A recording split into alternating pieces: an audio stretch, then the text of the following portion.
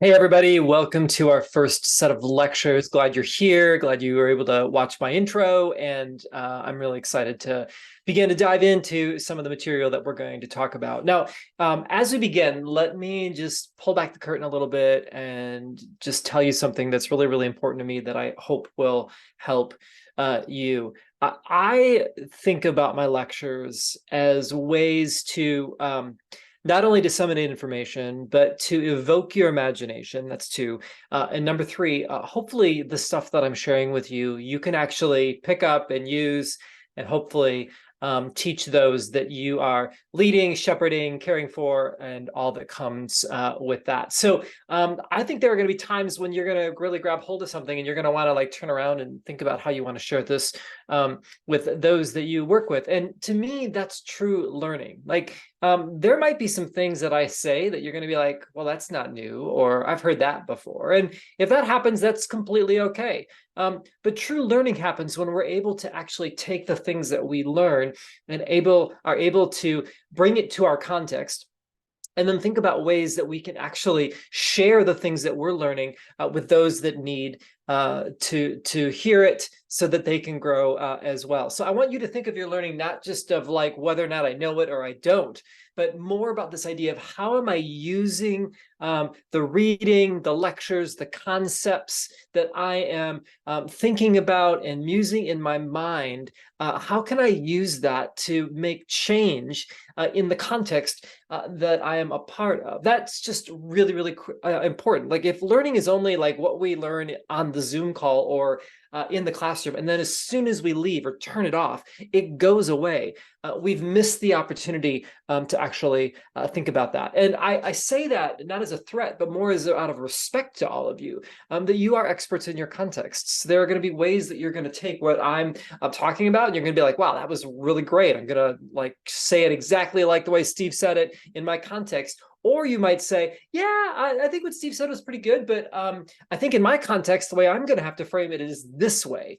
And so I hope that you use these lectures as a way to not only get the information, but to actually take it deeper than that. And that's going to come through in some of the things that we're going to talk about later about learning, but I just want you to know that. So in this first lecture, I want to spend some time taking a step back and making sure that we understand what we mean by young people. That's really, really important. That we define our terms and we actually think about that. So let me share my screen with you, and then we have some things to share with you. Okay, so I want to just talk about this idea of young people when we think about it through the frames of the developmental frame and then a generational frame. Now, this is going to be pretty basic. There are whole courses on development. You could take a marriage and family therapy course from some of our amazing professors on the School of Psychology side and get even a deeper sense of this. And I could point you to a lot of other places. But I think this is really important for us to understand because the way that we understand young people actually shapes the way that we actually seek to relate with them and serve them. So if our understanding is misguided, or we only have one frame or story that we use to understand young people, this is where we get into a bit of some challenges. So when it comes to this, I just want to be very, very clear on what we mean by young people and adolescence and all that comes with that. When we talk about young people, a lot of times we think about the typical teenager, and this is ages 13 to 18. And we know generations past this would be the case, but David Santrock in the 90s said that adolescence begins with biology and ends with culture. It begins with biology and ends with culture, which makes a lot of sense. When we move from childhood to puberty, we enter the age of this period of adolescence. And then at some point, we make it through adolescence, and society ends with culture, declares that we are contributing members of society and are called and treated as adults. Okay, so adolescence begins with biology and ends with culture. And again, this 13 to 18 was sort of the traditional teenage years that a lot of perhaps those from an older generation would think about when they think about teenagers and young people today. But we know that what's happening biologically is that young people are entering into puberty earlier, as early as 12, 11, 10, 9, even 8 years old, especially with females, for a lot of different reasons, which we don't have time to get into. But I think it's interesting to note that young people are experiencing this onset of adolescence and puberty at a younger age. So you can already see that this idea of adolescence is beginning to grow, and it's no longer just 13 to 18, it's actually extending a little bit beyond that. Now, we also know that if adolescence begins with biology and ends with culture, that there are studies out there that when adults are asked, when does one become an adult, they will say it's actually at ages 26, 27, 28, 29, 30 years old. Now, that seems a long way from the teenage years, but I think what we see throughout society is that it's quite confusing as to when one becomes an adult. Is it 18 when I can vote? Is it 21 when I can drink? If it's 20, is it 25 when I can finally rent a car? There's actually ambiguity associated with what adulthood is all about. Now, I do a whole course on emerging adulthood, which I don't have time to get into, which is really this 18 to 30 period. But we know that in many ways that emerging adults also need more time to grow up today because of the economic and educational forces and pressures that are on them to prepare for adulthood. So what happens with that is that we often, if we really think about this definition of adolescence, of what David Sanchuk talks about, is that if it begins with biology and ends with culture, we're talking from about 10 to 30. This is a 2-decade endeavor rather than just a transitional 13 to 18 period. Now, that becomes very, very important, not only as we think about youth ministry, but probably about your jobs as well, which I'll explain in a second. Now, this frame here is really more of a developmental frame, okay?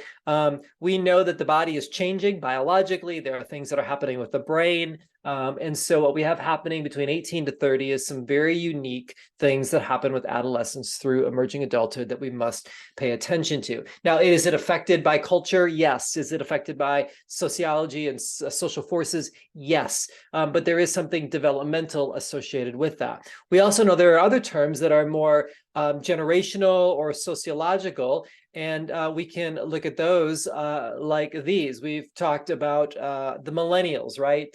Which is the generation that's behind Gen X. And then after that, you have Gen Z. And then you have what's coming next, as you read in Jean Twenge's book, The Polar Generation. And we'll talk about that in a second. But you'll notice that with these particular labels, there are a period of time, basically around 20 years apiece, which we'll talk a little bit about more in a second, that actually are a cohort that continues to grow up together.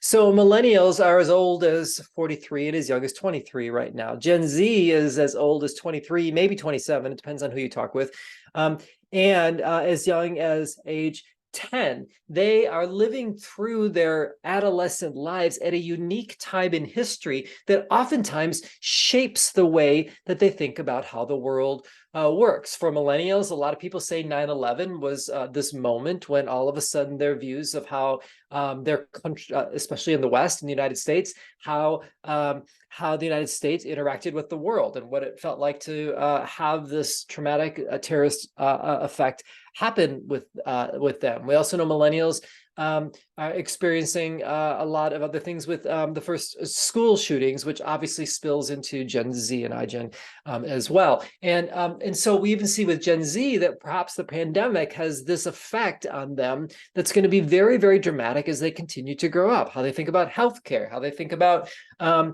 medicine, how they think about politics, how they think about all these things associated with that. So cohorts of generations oftentimes are share some similar mega events that have happened in society that have actually affects the way that they look at the world. Now, within millennial and Gen Z, there's lots of diversity. We know that as well. So the point of these labels is not to label people or to generalize people, but to appreciate that there's something unique about when a person grows up and what time frame they grow up in. The developmental frame allows us to recognize the fact that young people are developing and growing along the way as they begin to develop new capacities in their thinking, behaving, relating, and all that comes with that. Now, I think that's really important because I think sometimes if we're not careful, we can superimpose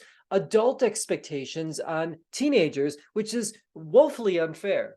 We can also superimpose our generational experiences on a next generation, which is woefully unfair as well. And this creates problems along the way. Now, when it comes to young adults in our churches, usually a lot of times people think of that as like when you graduated high school or college and then you get married. And so a lot of times in our faith communities, this gets sort of deteriorates into one's marital status, which is not the way young people think about that. That's another topic that might be of interest to you. We could talk about that later. But when we think about youth ministry, then I think we just have to recognize the fact that in general, we have this period that ramps up as early and even before age 10 and can spill in or beyond age 30. And if you're a youth leader, I know you feel this. Your job description might be with middle schoolers or high schoolers, or maybe your job is to take care of the young people in your church, or perhaps you're in a parachurch organization and you're working with young people in a particular school. But I also know that as you invest in those relationships and those young people continue to grow up, they probably reach out to you later on their journey. They probably have questions about their future, or they come back to you after living life in their early 20s with a new set of questions that they don't know where to go with, and they look to you for help for that. So whether it's in your job description or not, I find that a lot of youth leaders are often feel responsible for holding not just a nice segmented number within a defined ministry in an organization. Like, yeah, we work with middle schoolers and that's all we do. Like we kind of enter into a trajectory that is expanding, where young people are looking for resource and help by the people that they think that they can trust. And that's you. Like, just because a person's older than your job description title doesn't mean that they're not going to come to you, nor would you not want them to come to you. You want them to come to you, right? And so sometimes I think we can feel the weight of that. As a matter of fact, some of the work that we're doing as we think about young adult ministry with leaders, we find that a lot of leaders who say that they are responsible for young adults in their community are the youth leaders, where the young adults are coming back to them, and it's not in their job description. Now, is that fair? We got to talk about that. But perhaps you feel that weight a little bit, and perhaps this slide helps you recognize the fact of why it might feel that way. You feel the weight, and you can also see that this also evokes some confusion about who young people are today. Very, very important to think about, because if you are going to advocate for young people in your community, it's going to be important for you to communicate to your leaders, your supervisors, your elders, your parents, your grandparents, the elders in your community, whoever it might be, of who we're talking about when we talk about young people. And so part of our job, I think, as youth leaders is not to just be hip with the kids, but we actually become advocates, and in some ways, educators to our communities of who we are talking about. And I hope that makes you just sit up a little bit taller today and recognize the voice and perspective that you can and need to bring to your community if we're going to advocate for young people as well. Now, one thing I also say is this slide is really, really great if you want to take it back to your supervisor, or your senior pastor, or your boss, or whoever it might be, and just be like, hey, I'm doing a lot of things that's much bigger than just my little job description. And actually, I need more funding for my ministry and probably a little bit more funding for my salary. You are welcome. I'm glad to help you with that. So as we think about these things, I just want to give you some self-questions to think about. I'll do this often, just as we sit back and muse a bit on these concepts. Maybe think about this. Why do you think adults get confused about young people? What do you think? What do you see as the pros and the cons of talking about generational differences? How can that help the conversation, and where have you seen that actually become detrimental? What can youth leaders like you do to foster better dialogue? Uh, I think someone needs to do that, and I think you all are the ones that can do that. And where might you start in your ministry context? We could talk about this theoretically, but in some ways, perhaps we have to think about our own context and think about ways that we can move our understanding and our dialogue about young people in a better direction. So there you go. I hope this is helpful to you, and we will see you soon. Peace.